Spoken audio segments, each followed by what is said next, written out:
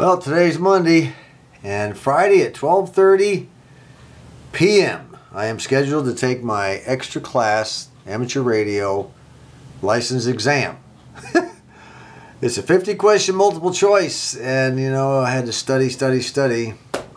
And I got to tell you, it has not been easy because, you know, like I told you in a previous video, if for those of you who follow my videos, digital is not my way of thinking when it comes to ham radio. I know it's the new way of doing things, but I'm a guy who's still stuck in the 50s and 60s. I just don't like digital crap, you know, and it's difficult for me to remember all that stuff. So, you know, the question is, well, if that's the case, then why are you getting your license? You know, well, because I want the ability to use additional frequencies on the bands. Anyway, that's what's going to happen. So we'll pick up this thing at Smitty's Barbecue in Conway, which is where the club meets every Friday, and that's where I took my tech and general class exam, and that's where I'll be taking my extra class. So we'll see you on Friday in that parking lot. This morning I am sitting out on the deck finally. The weather's not too hot. It'll be hot in a couple hours, but right now it's kind of nice. And I just got done wolfing down some more homemade donuts. I took some to some of the ladies at the Human Resources department where I work, and they liked them. They were chowing down on them. I had told them I would do that, so I had to make good on my promise, you know. Anyway, this radio is going to be our radio for our next series. For those of you who follow my videos, you remember me showing this, and I've got it all torn apart. Now this is a C403A made by General Electric, a C403A, and this thing came in both solid state and tube, and of course I have the tube set up. Now it had a terrible electrolytic capacitor problem when I first fired it up, so I removed it. I've got Ethan here, our next to youngest grandson, and he is in the process of making some homemade hash browns. A fella at work gave me a bag of potatoes the other day that were grown by his sister. So I brought them home and I said, you know, I'm going to make hash browns out of those homegrown potatoes. I haven't gotten the potatoes out of my potato barrels yet, which I will do I think tomorrow. But old Ethan's been sitting there, he's been scrubbing them away. Now what, this tool right here I bought at the Salvation Army the other day, and I think it was like $2, and I was looking for this in particular, and there was one there. I couldn't believe it. So what he's doing is, after he shreds the potatoes, he just goes up and down on there and shreds them up. Then we put them in there, and then we close this little baby, and the idea here is to squeeze as much juice or as much water out of the potato as we can. And it's amazing how much juice is actually in those potatoes. Look at that. Just go ahead and squeeze it all the way out. Your hash browns will taste a lot better if you get that liquid out of there. Now you can use a paper towel, but I just got lucky by finding this tool at the Salvation Army the other day. Alright, now we'll just take them out of here and put them in that bowl. And we want 2 full bowls here. This is a 75 microfarad was the first capacitor off the rectifier, and the other one is, focus baby, well, I'll tell you what it is, it's 30. 75 and 30. I was very surprised about that. Why doesn't this thing focus? Anyway, 75 and 35. I was scared. 75 and 30 rather. And they were both, you know, 150 volt working voltages. Anyway, I went ahead and pulled it out, and I put an 80 and a 38 in there, because those are the only ones I had. And I still have a couple of other things to do. I want to replace this old wax capacitor, and we have a one of these old black plastic ones over here. I want to get rid of that too, and then I'm going to check each of the resistors. We're going to get this radio playing very well, because we're going to need it playing very well for the next series. The next thing we're going to do is we're going to take half of an onion, maybe even 3/4, I don't know, maybe the whole thing, I haven't decided yet. We're going to dice it up, and we're going to mix it in with the hash browns. I want to have some onions mixed in with the hash browns. Alright, here's what she sounds like right now. She doesn't play too bad. Sensitivity's not that good, but you know, we don't have a whole lot of good reception out here anyway, especially on a little short, you know, ferrite antenna here. Jimmy Allen told the story of an old Negro slave Worn out by many years of toil. It's not too bad. It's got a good sound to it, a lot of bass. Well, I'm gonna go ahead and change those caps. Like I said, both of those caps are .047s microfarads, and then I'll maybe tweak the IF cans a little bit. See if we can't get it, you know, really good. Today is the 27th of August, and on the 1st of September, which is Labor Day, I will be springing forth the abundance of potatoes in my potato barrels. We've waited all summer for it, you know, and I have to do some recalculating. The last time I did some figuring as to how many potatoes, you know, pounds of potatoes I would get from each barrel, I forgot to take the square root of one number. Well, I've recalculated it, and I think, if I'm certain my numbers are right, we're looking at 3,000 pounds a barrel. The onions have been chopped and they're in. We're going to add a little bit of salt to this. Go ahead and salt them up early. A little bit of pepper.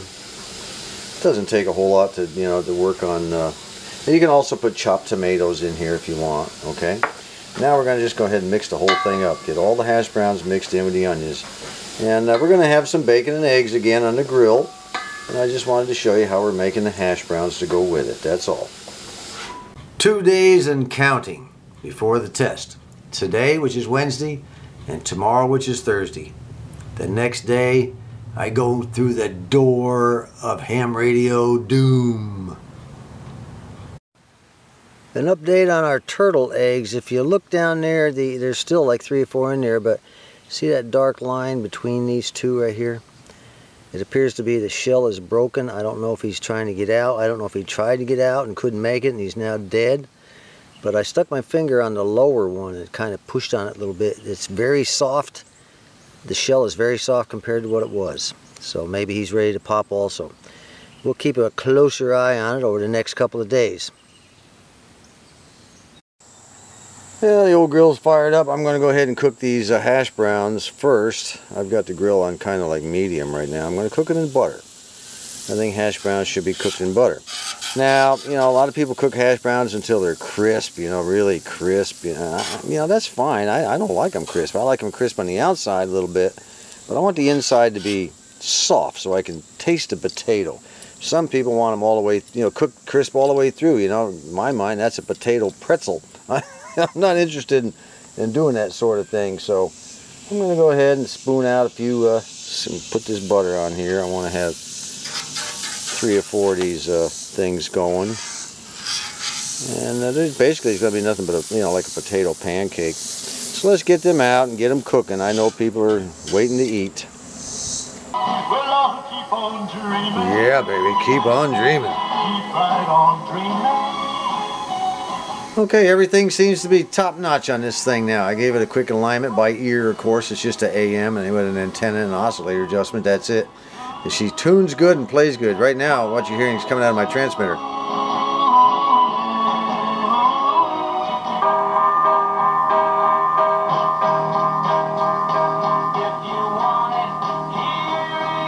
All right, folks. As soon as I get done with my pass or fail on my extra class amateur radio license, which will be tomorrow. Today is Thursday. Tomorrow is, you know, the day of reckoning. So if I pass it, fine. If I don't, fine. I'm not taking the test a second time. If I don't pass it this time, that's it. I'm not going to waste any more time on digital radio that bores me to death. I'd rather be doing this kind of stuff. So, I don't know. Wish me luck.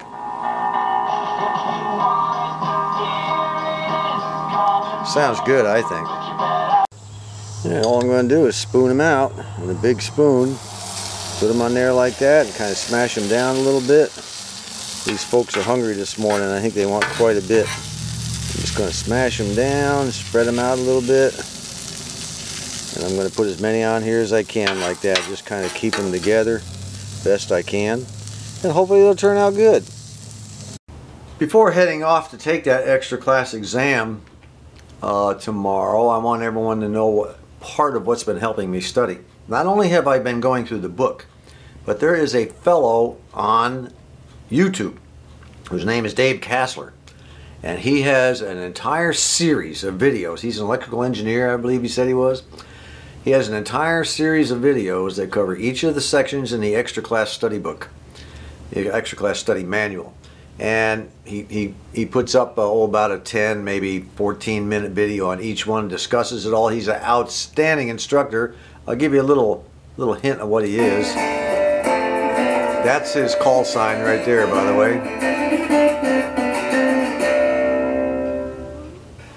I'm Dave Kassler, your guide through the ARRL Extra Class License Manual for ham radio. This is the first of 3 videos covering Section 4.2, Electrical Principles. Fantastic. This guy does an outstanding job of explaining many things. He talks about frequencies, he talks about electrical, capacitive and inductive reactance, all kinds of things that you may be a little weak on. He talks about standards. He talks about volunteer examiner. He talks about packet radio, if you're not familiar with that. All sorts of things. So, I advise anyone that, trying to get their extra class ham radio license not to overlook this fella. Dave Kassler, C-A-S-L-E-R. You can find him by just doing a search on the YouTube website. Now, one other thing, I could have taken a couple of eggs and separated the yolk and used just the whites. And I could have mixed it all in and everything, and that would have helped hold the potatoes together. But I think the first time I do this, I'm going to try it like this, and then next time I'll try the, the egg white. Well, here we are, folks. Smitty's Barbecue, and it is 5 after 12. In 25 minutes, I'll be taking that old test. Oh boy, here we go. We're going to walk on over to the door right there.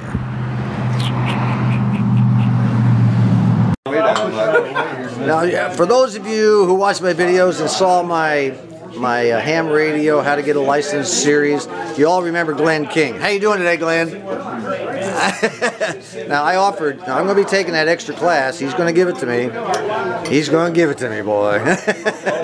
Anyway, I'm a certified. I guarantee you're going to get the easiest test ever. Yeah, right. They're all hard. They was all a bummer. Anyway, I'm a certified VE, and I told him if he didn't have enough VEs here today, that I would volunteer to be one of the VEs for my own test. That was a good offer, wasn't it? Yeah, right. And you agreed to it readily, right? No. Well, I'm going to have something to eat, and then I hope I do well. This lady right here, by the way, she's the vice president of our club. Is that correct? Or did they throw you out of office yet? Not yet. Not yet? She got her extra class a couple of months ago, right? Correct. When I heard that, I got embarrassed. I had to... What's your first name? Tell everybody your first name. Anita. Anita. I used to know a girl named Anita Knapp. Every time she went to class, they say, "What's your name?" Anita Knapp. They say, "Well, go ahead if you're that tired." There's my answer sheet. I'm getting ready to fill it all in with the wrong answers. Okay, that's good. It's John Kopp, everybody. KF5 GMC. No, he can't. And we are at the test session today with the Faulkner County Amateur Radio Club.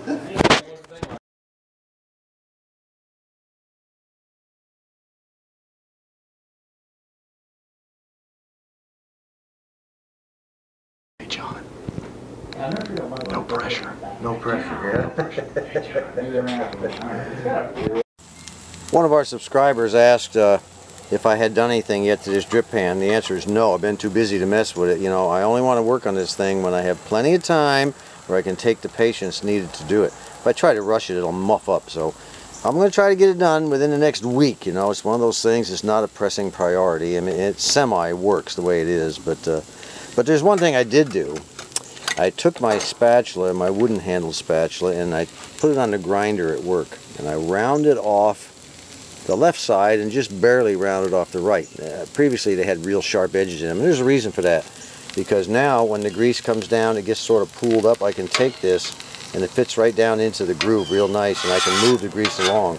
Whereas before, all I had was a point and it wouldn't move anything. Now I cover the entire bottom of the thing all the way down. I can move the grease into the cup. So that's one thing that's been accomplished anyway.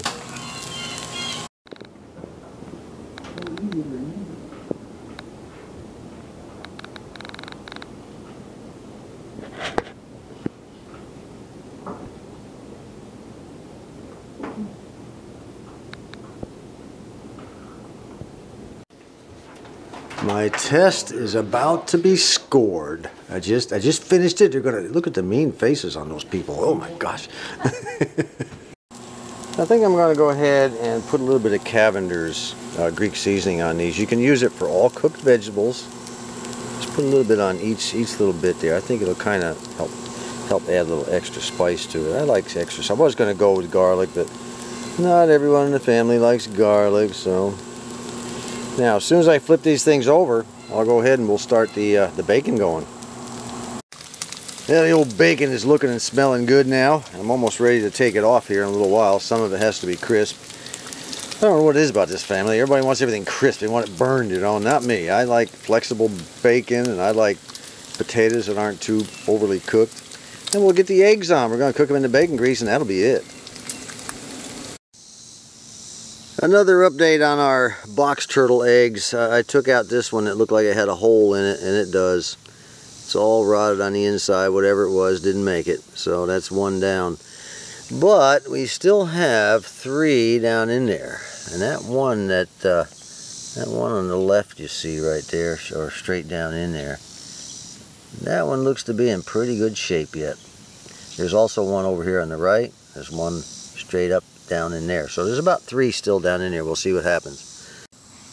You know, it was Henry Ford who said, if you chop your own wood, it'll warm you twice. Well, he was right. But, you know, this is a stump, and I'm trying to chop out a stump. Doesn't quite fall into the category that Henry Ford was talking about, but I'll tell you what, it's close enough because it does warm you up. By the way, our old grill is beginning to season up really good, as you can see. And again, you know, I'm putting the old Crisco to it, putting it a little thicker now than before, and I'm going to start up the fire here in a few minutes and let the smoke it up a little bit, and then wipe it down. And then after it cools, I'll wipe it down one more time. And you know, we do this about another 20 times, we're going to have a wicked looking grill here. It's going to be so seasoned. Yeah. Well, I've got some progress done. All the way around here, all the roots have been cut. All the way over, this one still needs to be cut all the way through, but this one over here has been cut. So we shouldn't have too much more to go. I think there's one buried down in the dirt there, and there's another one buried in the dirt here. Oh, what a mess. Anyway, the sun's coming out. It's starting to get too hot to work on this thing. So we'll save it for another day. For our next Mish-Mash cooking video, which will be the next Mish-Mash video, we're going to be using all of this stuff to whip up something really good. I can't wait for that. So until next time, I appreciate everybody being here. This is John.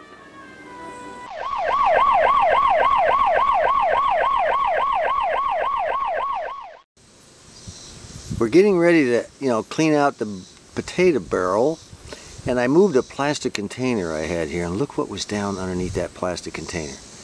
Look at that giant spider. Looks like he killed one next to him. Holy mackerel, I think it's a tarantula. Look at the size of that sucker. I've never seen one of those here. Yeah, see, he must be hungry. Yeah, look at that. Well, he's soon to disappear around here. Alright, he's gone. I picked him up with the shovel and carried him back there and threw him in the woods. He's not dead. I just carried him with the shovel. He hung on to the shovel. Wifey said, don't kill him. Just take him back there and let him go. So I did. Alright, let's empty our first potato barrel. And I just hope this basket, we have a brand new basket we're going to put these potatoes in. I just hope that the basket can hold all the bounty. Alright, the best way to do that, I guess, is I just pulled the barrels out to the edge of the cinder blocks. We're just going to tip them on over and see what happens. Yowza, here they come, ladies and gentlemen. Potatoes by the millions of pounds. I don't see any potatoes. Stop laughing.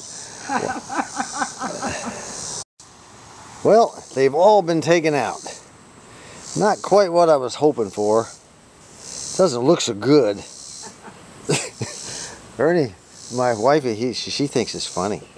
It's not funny. I think that spider that we found down there, he ate every single one of those potatoes. Either that or we have a potato thief in our neighborhood. I'm not sure which. But that's all right. I have a reserve barrel. All right, that's it. The second barrel has been emptied. And here's our bountiful harvest. I don't know what to think about all this. This is, of course I did get, look at this one. It's all growed together. Look at that thing. Oh well. Back to the drawing board. Okay, I passed. I am now a extra class license holder. All right. Thank you, gentlemen. Thank you, ladies. Thank you very much. Hey, yeah. Kind people. Boy, I passed it by the skin of my teeth, though.